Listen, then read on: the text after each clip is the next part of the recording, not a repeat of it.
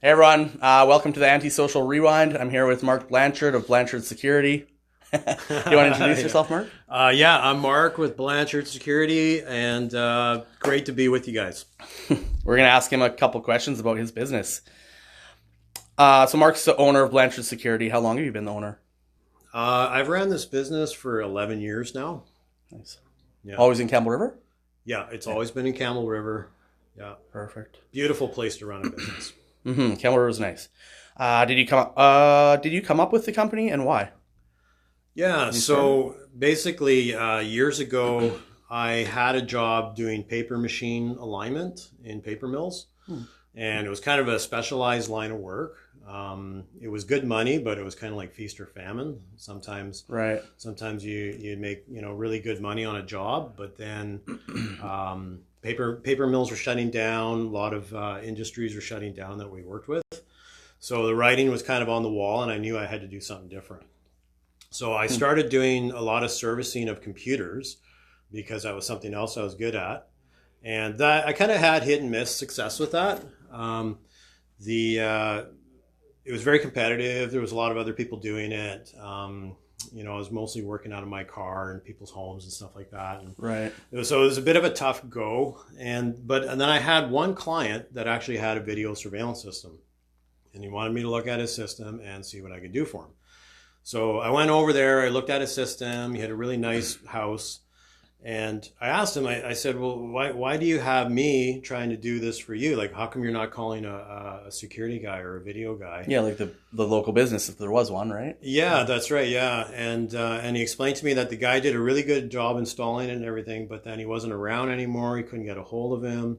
And so he asked me to do it. So then I started doing a little bit of market research in the area and see who's doing that sort of a thing. And there wasn't really many people doing it. So that's when I decided, hey, there could be really something good here. So I actually ended up installing more cameras for this fellow. He was really happy with the work, and he started telling his friends about me. And then that's basically how the business got born. I just kept going with it. Just happened, saw the demand, obviously, right? Which is important. Yeah. I think a lot. I mean, I'll admit I'm the first one that I didn't really research real estate before I got into it. I just did it. Yeah. And I mean, the demand for realtors probably, I would say, isn't that high because there's a lot of us and there's a lot of competition. Yeah. But I think starting any business, it's smart to figure out what the demand is and maybe start a business based on that. Yeah, totally. But hindsight's 2020. Yeah, I mean, this was the one time I guess I did sort of get some of it right. I never did an official business plan or anything like that, but I kind of go with my gut. Yeah, But at the for same sure. time, I did look around. I looked in the yellow pages, and that's back when people still use the phone book, and there really wasn't much for options. And the cool thing about it is, I love working with technology. I love the stuff that we work with, right? So for me, it's not hard to sit down on my couch and then research, the latest camera, It interests alarm you, so it's not equipment. like work. Yeah, exactly. And then at the same time, I've always liked helping people. So it really goes hand in hand, like when you can secure people's homes and businesses. At the same time, I'm helping them. I get to work with technology, and so it's just a really good Yeah, fit make that them way. feel safe. Yeah. Back to the starting of it and the research, though. I think with anything, though, you just got to take action too. You can't fumble around trying to research and make sure it's right, but Yeah, as much as totally. you can, for Totally. sure. What did you do before becoming the owner of Blanchard Security? So you talked a bit about that. Worked in paper mills. Was that all you did? Do you do anything No, else? I've done other things. My first entrepreneurial thing was doing firewood. Man, that's a tough go. Yeah. Oh, look at that. We actually got a couple people logged in. Firewood. Yeah. I've done some firewood. I don't miss it. Yeah, no, firewood is probably the toughest way to make a living, bar none, in my opinion.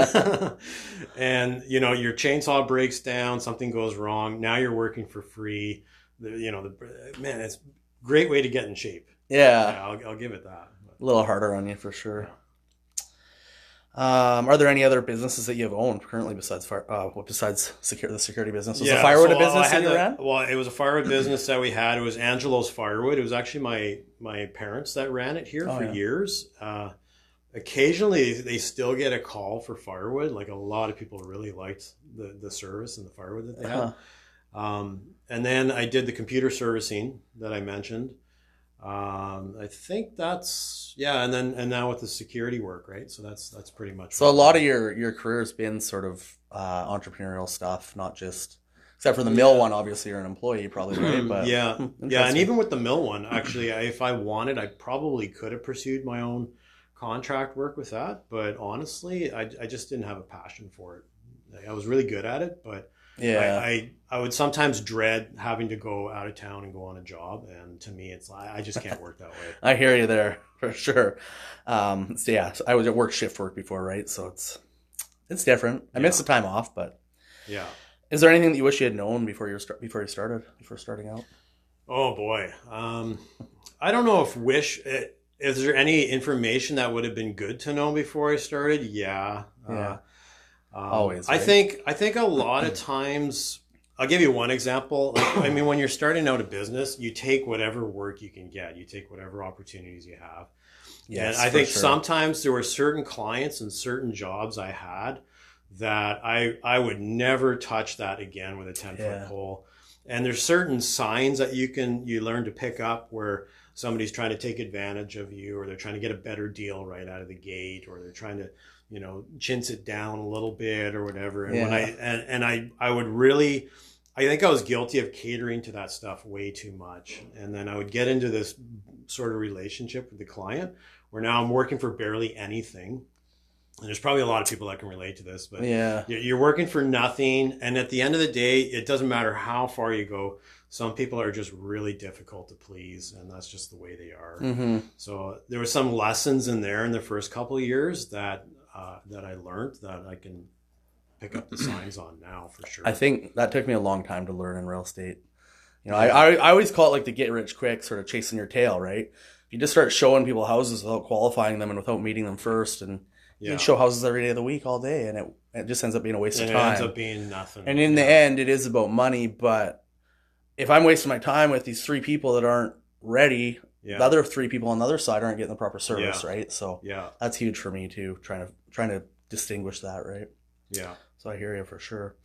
What makes you passionate about what you do?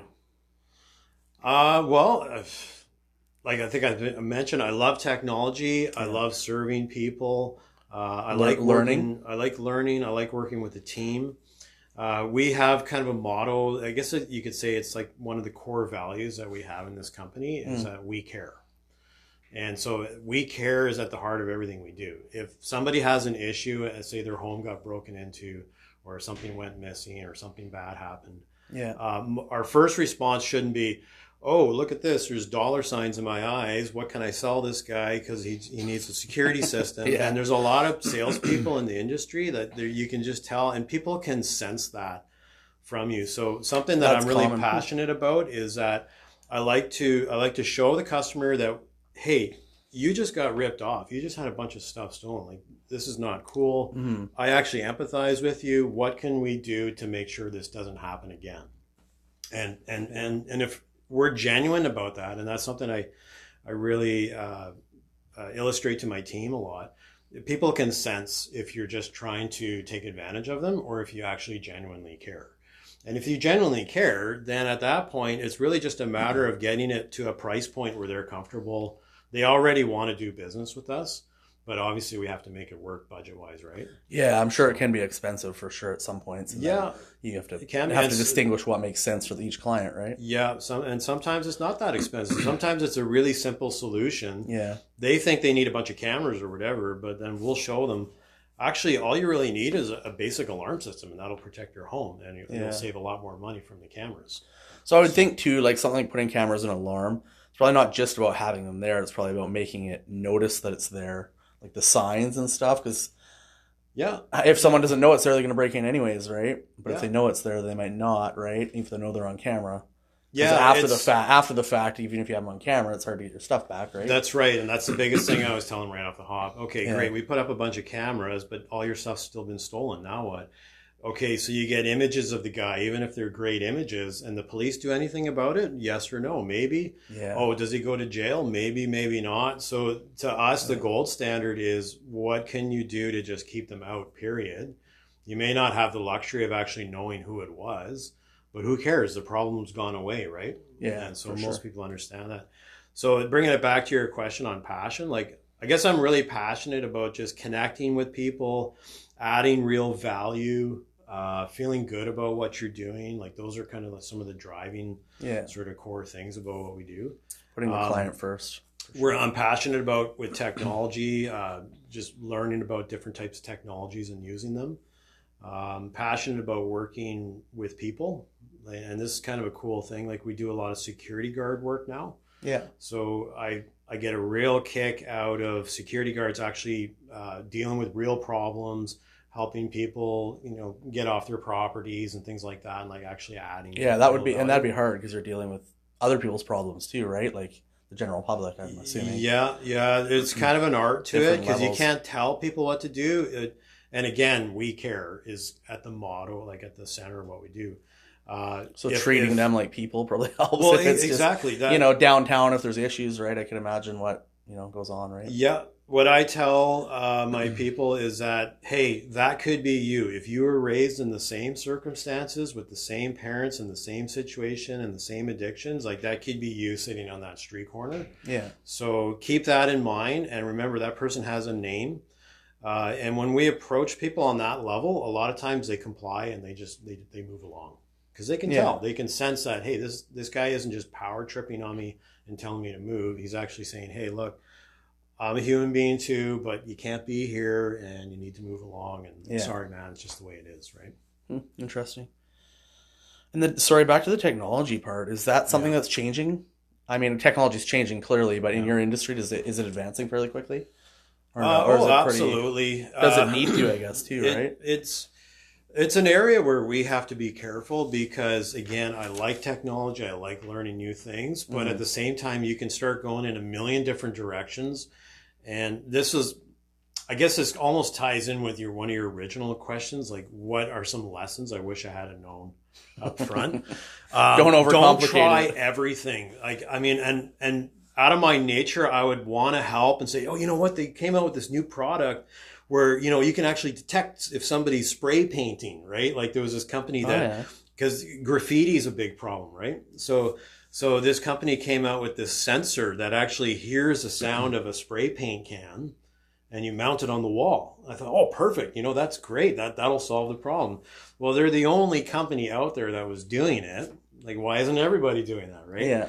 It turns out the product got discontinued after a while. It didn't work very well. It was a poor product. It was really too premature to propose it to a customer. Like we should test it first, all that sort of stuff. So with technology, we have to wait until it's proven a little bit and then actually test it here ourselves. Right? Like why should I test it on you as a customer? It's not really fair. Right. If you don't know, right? You spend all this money. But you're putting your faith in the developer, I guess, right? The retailer a little bit, right? Yeah. So it's kind of this love-hate relationship sometimes I have with technology because I love it, but at the same time, it's always developing and growing. Right? I hear you. I hate being on the phone with tech support. Oh, just call us. We'll fix it. I'm like, what about the other 4 things that are screwing up right now? Right? Like just the back end of my business and stuff, right? Anyways, I love technology. It's part of how we do things, but you got to make careful choices with it. That's our take on it. Yeah, for sure. And use what's proven and make sure it's going to work, right? Absolutely. Especially with security. I mean, it's got to work. Bottom line. Yeah. What would you say is your biggest accomplishment in your career? Or have you reached it yet? And if you haven't reached it, do you have anything that you would like to reach? Oh boy, the biggest accomplishment in my career. Honestly, I don't know if you could say this as an accomplishment, but I'm realizing in my business, the biggest asset we have is our people. Like I'm really seeing that. Yeah, for sure. How many employees do you have? Currently, actually, including myself and my wife, we're up to 18 employees now. So it's really grown. And you have to manage them, right? We have to manage it. We got to make sure people are looked after. Things are being done well. But I'm finding that. Sorry, what was your question again? I'm trying to remember. Your greatest accomplishment. The greatest accomplishment, yeah. So I think the greatest accomplishment that I've done is the team that we put together. Like honestly, Without that, we couldn't go where we're going. We couldn't do what we're doing. and learning to work with people, and the technology part, I'm actually getting less and less involved with that and trusting more of my team Right. to look into different things and actually, test out different products and stuff. And I think it ties in with the passion thing too. I think that's what I'm most passionate about, is building a team and actually going places together. Yeah. Yeah. And be able to trust them to do what you would normally be doing. I think that's the hardest part for some people, is entrusting someone else to take what they've been doing and it's and not do it easy. properly, right? Believe me, yeah. You have to let go of certain things, and you have to be okay with other people learning lessons like in front of you and coaching them, because mistakes happen, and avoiding the temptation of just saying, oh, you know what? Just let me do that instead. I'll don't worry about it, Joe. You go over there, put that stuff away. I'll take care of this, right? Because you'll do a better job at it. But now you've just robbed that guy of an education. Yeah. And now you just added something else to your to-do list. Now you're even running even more ragged, right? And that's not an easy transition for business owners to do. Delegating. Yeah. Huh. Interesting. Yeah. Is there any other profession besides the one that you're currently in that you would like to attempt or have already attempted and enjoyed? Like another like really like, or something else you want to do in the future? I don't know. You know what? Honestly, I'm just so zeroed in on this right now. I haven't really given that much thought.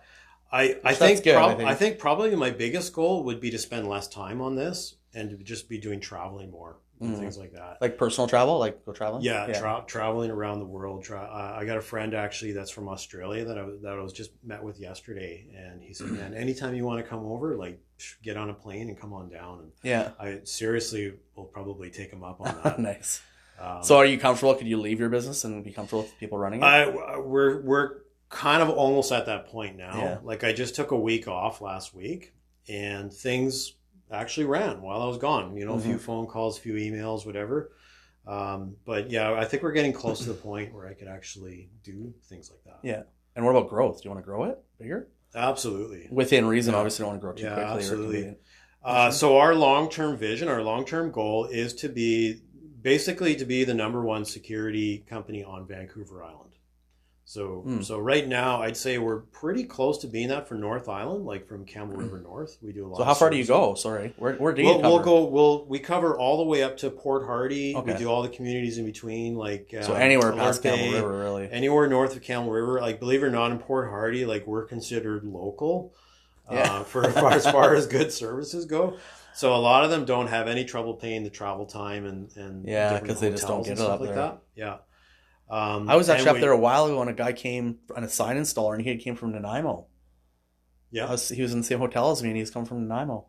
Yeah, it's crazy. It's like 6 hours. Well, no, what would that be? 4.5 or something from Nanaimo. You can do Nanaimo a couple hours. Yeah. We do it all the time. Well, from here, to Port Hardy though. All the way to Port Hardy. He was in Port Hardy. Yeah, that's a good trip. That's so a Port Hardy's 2.5. Yeah, that's probably 4.5, 5 hours maybe. Yeah, depending what you're driving. Yeah, it depends how fast you're going. A big sign service truck would be slow, right? Yeah. But and as far as the other areas go, we definitely go as far south as Courtenay, no problem. Yeah. We've done a lot of Parksville, even Nanaimo, even Victoria. Oh, really? Yeah, we've gone as far as Victoria on certain projects, but it gets a little trickier with home base being back here. Yeah, and I mean, a company in Victoria to pay travel from Campbell River when they can get someone there. It's definitely extra costs. Would you open a branch up that way somewhere? Or? Well, absolutely. Yeah. The long-term goal is to obviously Campbell River, and then probably the second location will either be Parksville or Nanaimo.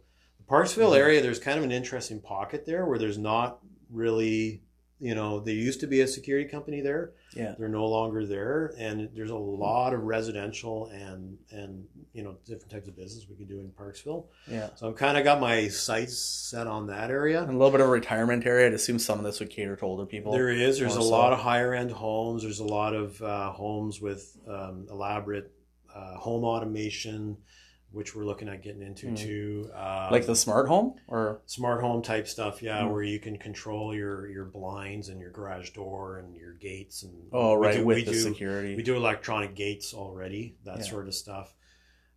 So once we establish a pretty good base out of Parksville, then the final step will be to actually establish something in Victoria. So the big long-term vision is to have 3 locations. Do you have a timeline for that, a goal set or anything? Right now, my timeline's about 10 years. Yeah, perfect. No hard date? There's no hard date. Or 10 years to get to there? What about Parksville? You have a timeline to I would that? say within the next 3 years is kind of where I have my sights on that. And then that would give us like another 3 years to build that. And then eventually we would do something in Victoria.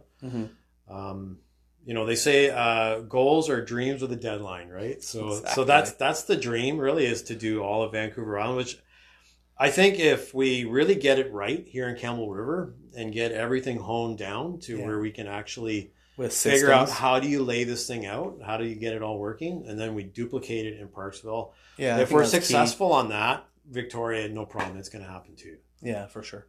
Interesting. Yeah. So this is a big one that we always ask people. It's kind of interesting in the different businesses, how much people do and don't do it. But how do you market your business? Do you use social media, Facebook, Instagram? I want to start using social media more. We do have, for anyone watching, we actually do have a social media.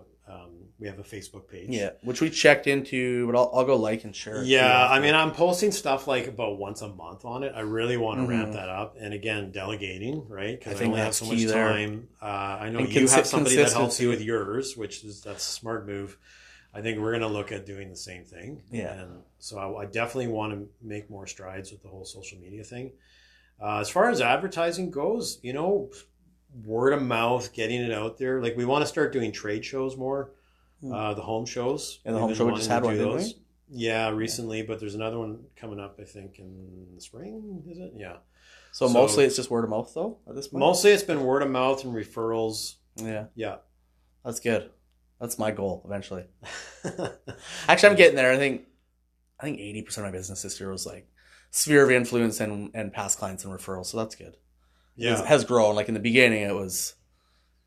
I don't even know, but like Floor and Facebook's huge for me still, but yeah, I mean, that's probably what's built my business, but it's nice to get it more organic, right? And have the repeat business and stuff and referrals for sure. Yeah. Because then you can bring your costs down and put it back into the clients or whatever, right? Advertising is expensive for sure. And Facebook's free, right?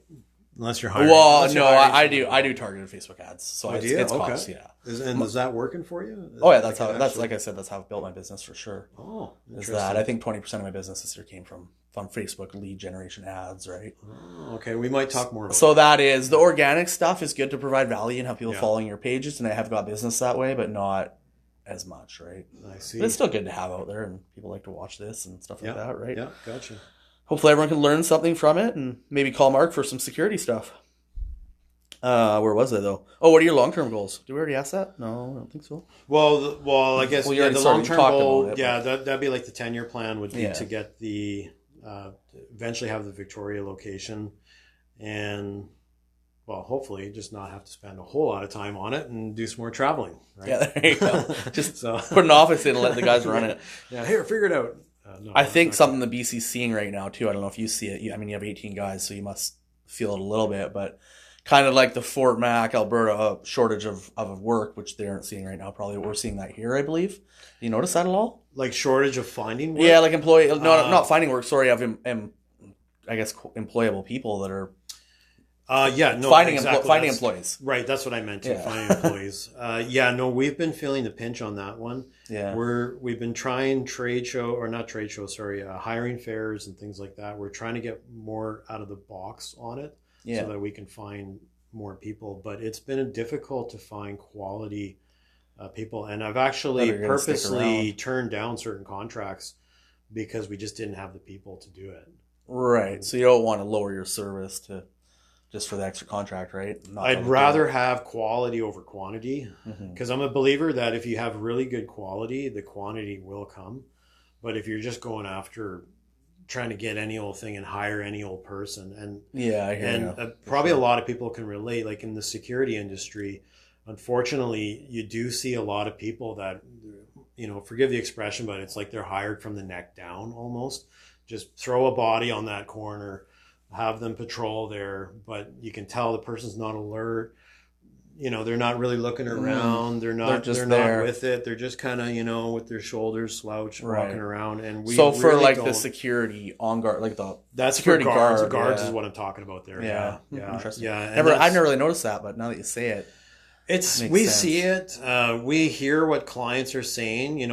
I talk to some of them about securing their premises with guards, and they'll say, "Oh, you know what? We've tried that, and that didn't do anything. The guy missed this." And I heard stories where literally this was at one of the car dealerships where they saw it on camera, and the security guard was walking right by this car where all four wheels had literally been removed from the car, and it was sitting up on blocks.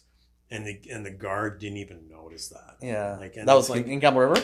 That's in Campbell River. Like that's it's pretty hard to fix stupid. If they're not even noticing that. Yeah, if you're just there, it's. And we've seen some of that in the security industry. So when we're hiring security guards, we're looking for people that are alert, that are sharp. They're doing good reports. They're keen. They're noticing weird garbage that wasn't there before, or they're actually observing and doing their job. Do they have like a checklist or anything? They have a checklist, so it can remember them, jog their memory once in a while of what to look for. Well, this is another cool thing I can mention is when we took over the security guard, we actually took over a bunch of contracts from another local company here in town. I won't say who it was, but they sold us the security for a bunch of sites, and I actually purchased that and a bunch of alarm accounts from them. Oh yeah.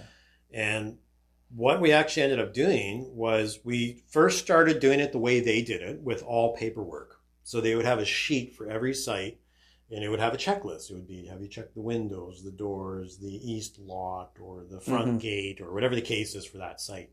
And then the guard would check it all off, sign off, and put in the time they came in and the time that they left.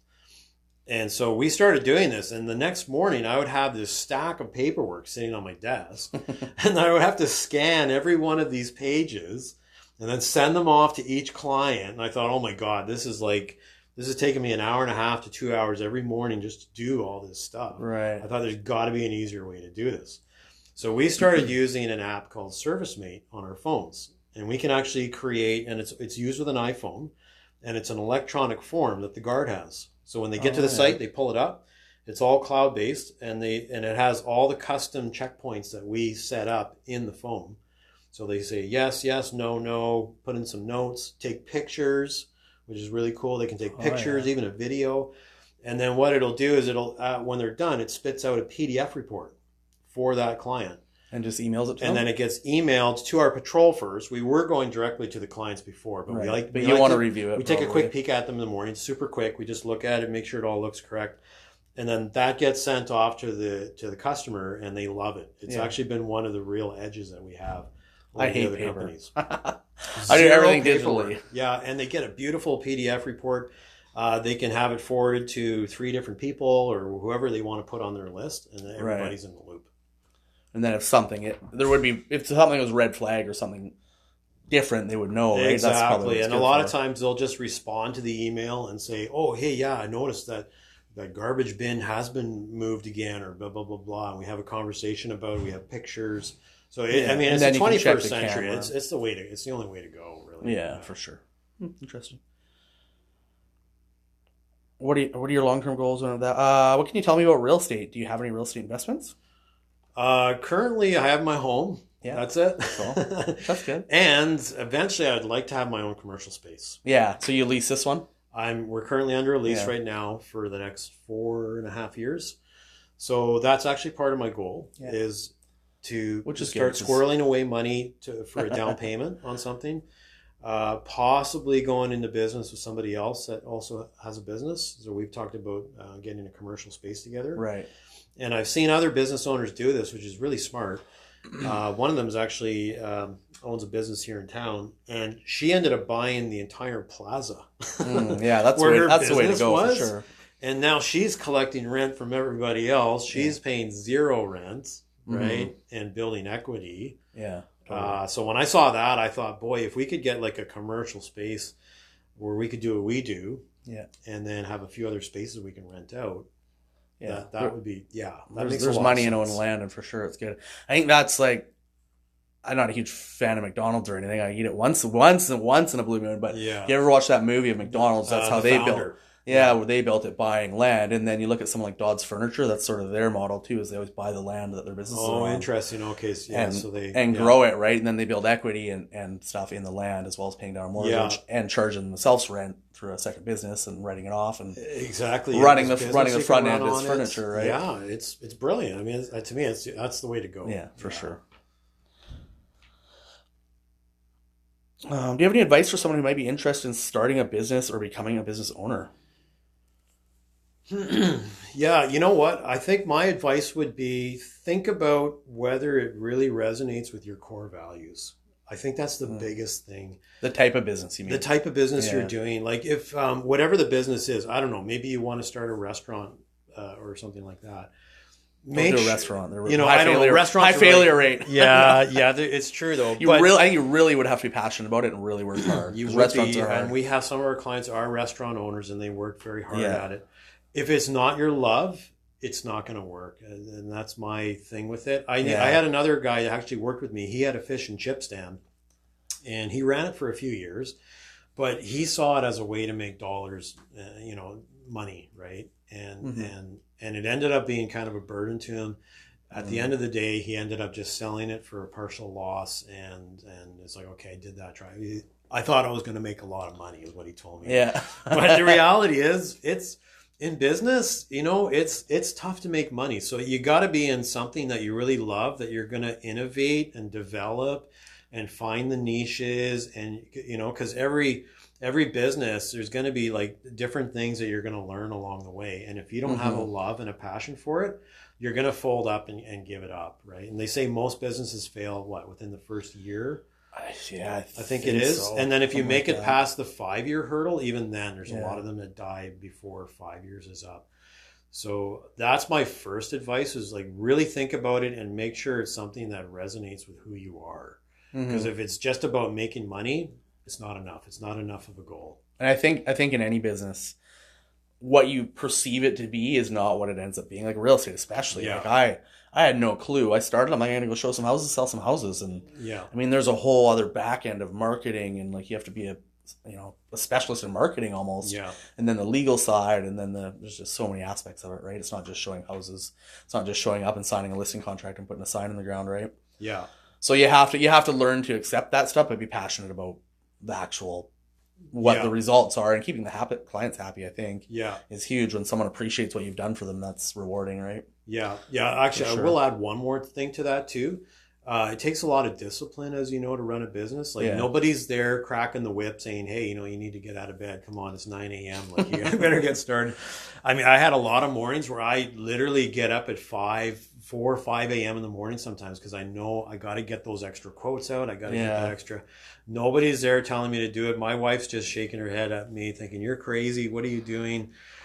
So if you're not the kind of person that's self-disciplined, you could be in for a tough go too. I've had a lot of people say to me lately that, real estate, you need to make your own hours. And I'm like, yeah, you get to make your own hours 7 days a week. I don't know. I mean, and my aunt always told me, she's like, if you want to, any business, it takes 5 years to become established, and expect to be working every day, all day for those first 5 years. That's what I mean. 3 to 5. She's right for sure. Yeah, 3 to 5. I think it depends. I think obviously everything's different, but I've heard other people say in real estate 4 years, and you start to.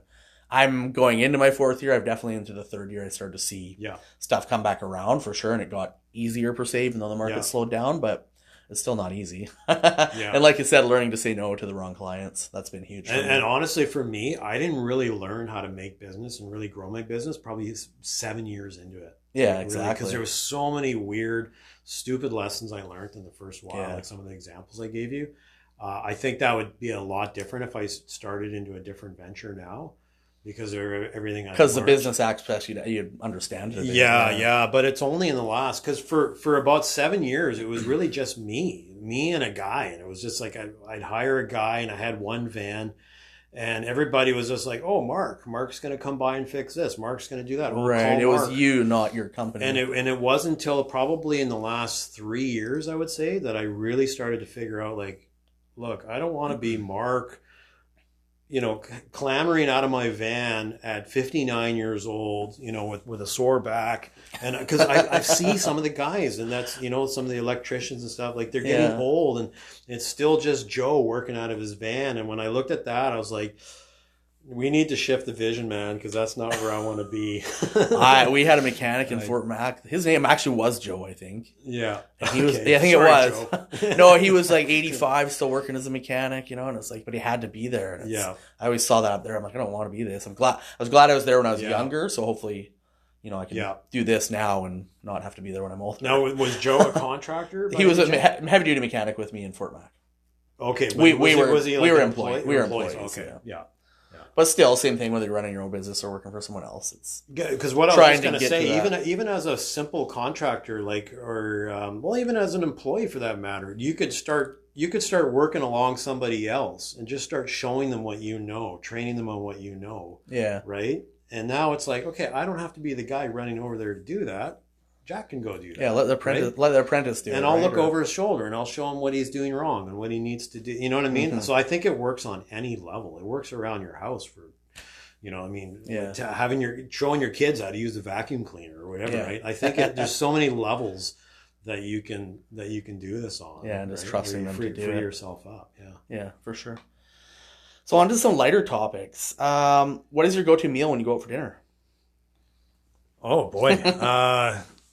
Well, that's changed, but I think my favorite has always been probably about once a month. I just like to have a nice steak with a baked potato and sour cream, chives, bacon. Just treat myself to something like that once in a while. Where do you go for that in Kelmer River? You know what? I really enjoy going to the White Tower. I've never had steak there. I love their steaks, and it's really reasonable. It always comes with mushrooms, right? I told a buddy of mine that, I'd like to go to the White Tower. He's like, oh my God, my wife and I walked in there and it was so dingy and so dark looking. Like we actually left while the waitress was gone. Oh no. That's what he told me. And I was like, it is dimmer in there. I said, it is kind of dim and stuff, but you know what? Yeah. I really like the food. I think, sorry, White Tower, if you're watching, but I think a little reno could help you out a lot. Yeah, but they do have good food. But I love their food. But it's no good if it's scaring people out, right? It's good food, yeah. And then probably my other go-to place during the week when I'm busy and I need to eat something, I'll go down to Healthy Way, down to what are they called? Cedar Eats or something like that. Oh, there's a sandwich place in there? Cedar Street, yeah. They make great salads, smoothies.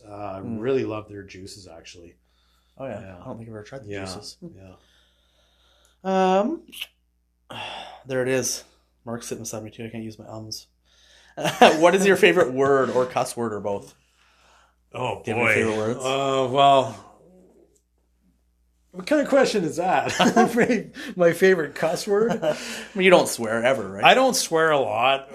If something bugs me, I'll drop the F-bomb because, I mean, that's the best. That one gets the job done, right? Totally, for sure. Any favorite words that you like to use? He's in Toastmasters with me. He's got some fancy words he uses sometimes. Favorite words? Well, one of the words I really like to use with my team is fantastic. Right. Or that's fantastic. Another one I really like to use is outstanding. I kind of stole that one from Tony Robbins. He says, never try to make it perfect. Make it outstanding. Make it stand out. Right. Interesting. So I really love outstanding. Yeah. Outstanding, right? Because outstanding says, hey, it doesn't have to be perfect. It stands out from the pack. You did a really good job on that. Right. So that's one of my favorite words. Yeah. So kind of like perfect enough. I always like the perfect enough one from Brett Wilson. You know Brett Wilson? I've heard that name. He's a Canadian guy that he was on Shark Tank or whatever or something. But he built like the world's largest investment bank from the ground up or something. He's out of Saskatchewan. Yeah. Or maybe not now, but that's back in the day. That's what it was. He's interesting. Yeah. But perfect enough is his motto that I always. Well, I think it ties in. I think it kind of reminds me of the whole 2080 concept. You probably heard of that. Yeah. But you're never going to have perfection, right? And that's the big thing again as business owners you have to let go of. But you can always get really good results, and there's usually only 20% of your actions that actually give you that real bang result. Totally. So that's where I'm always trying to kind of fix the lens is like, okay, where am I going to get the best result here? Do you track that stuff to figure out where it's coming from? You know what? That's not huge, yet. huge Not for yet. me. I'm looking at maybe trying to get a little more systematic about it. I'm definitely paying attention to it. Let's put it that way. Yeah. Because that's what I mean, the only way I knew I got 20% of my business from Facebook is we track it, right? So we track everything because it's huge in real estate. You can advertise, you can spend all this money, and you got to know what's working, right? Yeah. But Tanya, like I said, Tanya went back to work today, starting at BMO, and I'm gonna have to start doing more of that stuff myself. So we'll see how much falls off too, right? Yeah. Hopefully not. The tracking is important for sure. Absolutely. What is your favorite noise or sound, and what makes you cringe? Do you have anything? Oh, what makes me cringe? You know what? I don't think I'm that guy that cringes. I know my wife. I think my wife, she can't stand that chalkboard kind of cringy sound. That's never really bugged me. What about a good noise? Or go ahead. Sorry, cutting you off. Oh man, that's an interesting question. Music. You like music, right? We were talking about music before. I do love music. I own a synthesizer too, at home, and I actually do play a little bit. There's some really amazing sounds you can get from that thing. But to have one particular noise that I find a favorite, I'd have to think about that one. What about you used to have a band too, didn't you, or something? Well, yeah, I was involved with a couple of bands over the years. Cool. Yeah. Is there anything I should have asked you but I didn't? You should have asked me for a security system, Robert. I should have asked you for a security system. No. I have one I need to hook back up, actually. Oh yeah, well, there you go. In my new house. Yeah. I think I think you've got a pretty good spread of questions. I've actually really quite enjoyed this. Actually, perfect. Yeah. So one last one. Do you have anyone that you'd recommend to interview next? Well, not next, but eventually. I'd recommend a friend of mine, completely different line of work. He's a fencer, True Line Fencing. Oh yeah, I think he's been recommended before. I've seen him around. Ben Horner's his name. Yeah. He's a real character. He's a great guy. We're really good friends. Yeah, okay. Try giving Ben a call. Cool. I'll give you his number. I will do that for sure. Yeah. Awesome. Well, thank you, sir. Yeah. It was a pleasure. Thanks a lot. And thanks Robert. everyone for watching. Yeah. Bye. Thank you.